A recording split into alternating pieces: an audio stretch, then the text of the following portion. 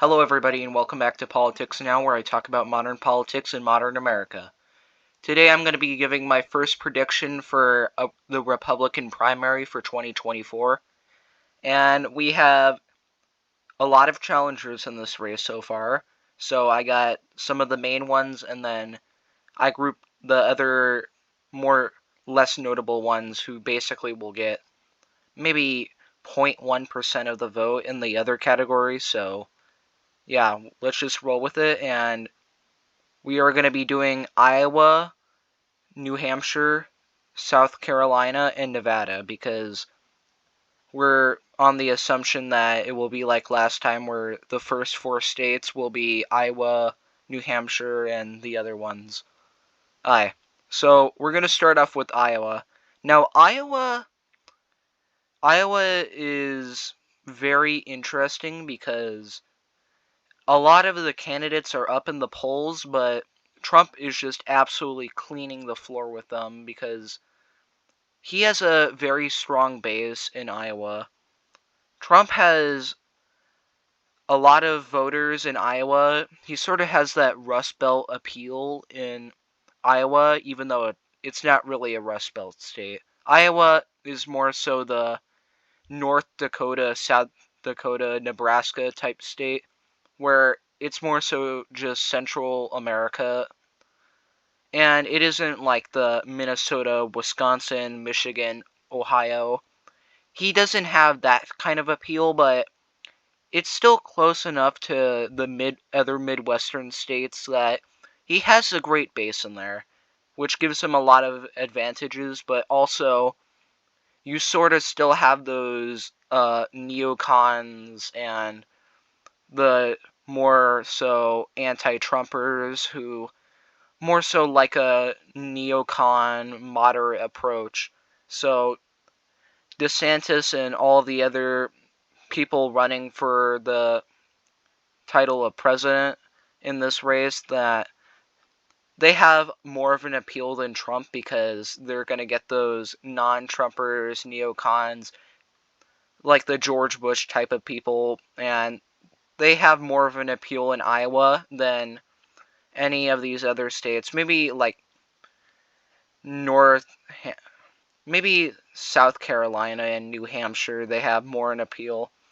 But yeah, yeah. So Iowa, I'm gonna have to give a little bit more than half to Trump because he still has that major base, and the other candidates, they don't have enough of a grasp on Iowa that they can get enough votes to stamp out Trump.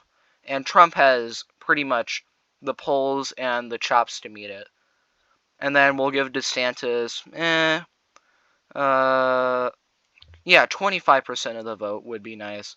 Because he is the main front runner for the resist Trump, neocon, all that other stuff. And I can see him getting 25% of the vote at most because he just doesn't have enough of a base in Iowa. Even though he's making a ton of trips there, he just doesn't have enough of a base in there that he has that appeal.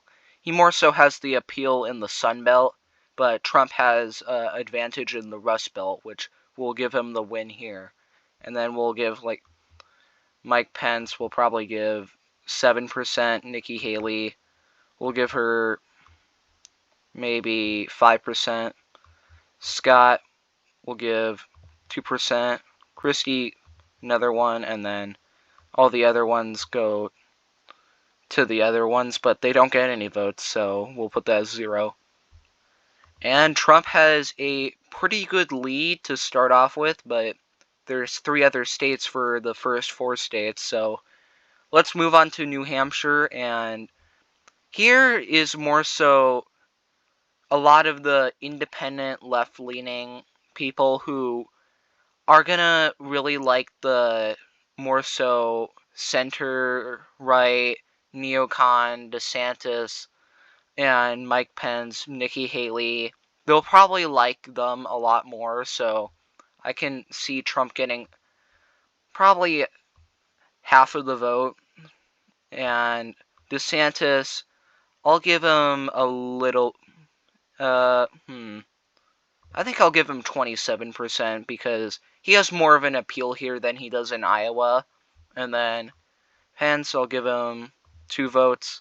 Nikki Haley, I'll give her 3 votes because she'll probably have more of an appeal over Mike Pence because he still is kind of associated with Trump, and New Hampshire is more so the center-left place where a lot of these people are going to just vote for candidates to get rid of Trump. So Mike Pence will probably be hurt in this campaign for his association with Trump in these more so center, almost left-leaning states. And then Scott, will give him none. Should we? Nah, I think we'll just give him none. Alright, so that is it for New Hampshire, and we will move on to South Carolina. Alright, so South Carolina, there are 2 candidates in this race who are coming from South Carolina, so they might have a bit of an advantage, but I don't think that will go that far. DeSantis also has somewhat of an advantage because he's got that Sun Belt appeal in South Carolina. It sort of meshes with that, it sort of doesn't. It more so feels like a Rust Belt state in the South.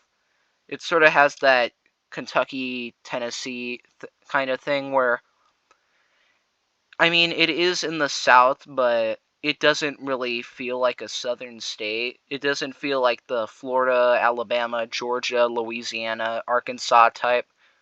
So I think I might give them a little bit more of the vote, but not that much.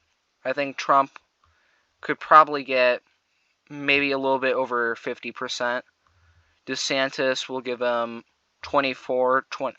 Now I'll give him 22. Mike Pence will give him. Actually, I'll give him 2%. I don't really think that Mike Pence would have a great appeal here. Nikki Haley, she is in South Carolina, so we'll give her a boost. Tim Scott, we'll give him 2. And then Christie, I think we'll give him 2, and then we'll give Scott a little boost, and then Haley, and then we'll give the 4% to the other candidates. Yeah, I think we'll give Mike Pence some more. I feel like 4% for the other candidates might be pushing it a little bit, because Mike Pence might have more of an appeal in South Carolina than New Hampshire, but yeah, we're gonna move on to our final state, and Trump has a pretty large advantage in this race because he has a large base and all the other candidates are pretty much the exact same idea. We're not Trump, we're more so the George Bush type candidates, the Jeb Bushes of the world. And that is really going to hurt DeSantis specifically because he's the front runner, and all these people are just taking votes away from him. And by this point, because people are going to be losing so badly, I can totally see Scott, Christie, and all the other candidates dropping out. Pence might stay for Nevada, but I can't see him lasting longer than that. Haley might stay in the race for Super Tuesday, but drop out then. And then DeSantis is going to be banking on Florida to be his turning point. But if you've seen the recent polls, like in my other video that I just posted, it's not going well for him in Florida. It's not going well for him regardless, but yeah, Trump has a pretty heavy advantage here. And Nevada is kind of a mix between the South Carolina moderate neocon and the New Hampshire center-left sort of liberal-leaning kind of republicanism. So the neocon idea is kind of going to have more appeal in Nevada, but Trump also has been building his base in Nevada quite a bit, and he's going to have a big appeal there, but DeSantis also has that Sunbelt appeal, so you got to factor that in. But Trump also has a massive appeal in Nevada, so I think it might be a tighter race, kind of like New Hampshire, but yeah, I think we'll give Trump a. I'm debating whether or not to give him 48 or 52. It could honestly go either way. I think I might give him. Nah. Yeah, it's very hard with this state because there's a lot of advantages going on with the other candidates, but yeah, I kind of got to give him the majority because the polls, they just are completely destroying all the other candidates and leaving them in the dust. So I think the split ticket is kind of going to hurt them. And then DeSantis, he's got quite a bit of an appeal, so I think we'll give him 36% because all the other candidates are probably going to take votes away from him. So you got Pence and Haley staying in the race, so they get some more votes because of the DeSantis type people who are basically just trying to go off the same idea. They would probably drop out by this point and get a little bit of a boost. So yeah, I could I'll put Haley further up because yeah, Mike Pence. I don't think a lot of people are gonna vote for him, even though he's technically the third highest up. I just don't think that many people are gonna vote for him. He's not really an appealing candidate. Actually, you know what? I am gonna drop him down to 48% and give DeSantis a little bit of boost.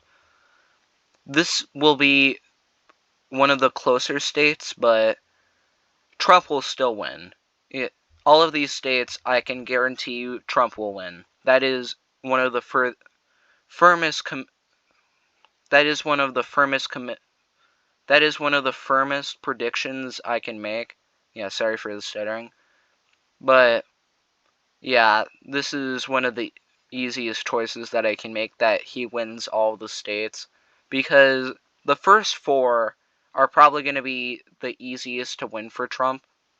All these other states, Florida would probably put up more of a fight, and Texas, if the neocon ones are still in the race, then yeah, he might have a tougher time there because he's got he's got the he's got to deal with the sort of Ted Cruz type candidates being popular there. Not Ted Cruz, of course. He is not very popular. He just gets voted because he's Republican.